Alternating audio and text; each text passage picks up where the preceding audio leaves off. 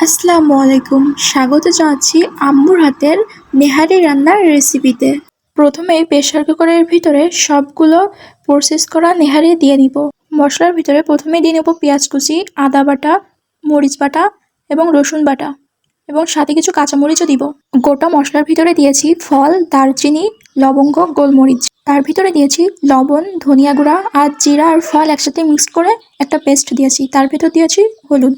সব উপকরণগুলো ভালোভাবে মিশিয়ে প্রেসার কুকারের ভিতর পানি দিতে হবে। পানিটা যেন খুব বেশি হয় না, কারণ প্রেসার কুকারের পানি খুব বেশি শুকায় না। আর সবগুলো দেওয়ার পরে ঢাকনা দিয়ে কয়টা সিটি দেওয়ার জন্য ওয়েট করতে হবে। কয়টা সিটি দেওয়ার পর বাষ্পটা বেরিয়ে গেলে এখানে কিন্তু নেহারিটা সিদ্ধ হয়ে গেছে আর পানি কিন্তু খুব বেশি শুকায় নাই। ঢাকনাটা খুলে এভাবে কিছু সময় জাল করে নিব। আর এরই মাঝে বাগারের প্রিপারেশনটাও করে নিব।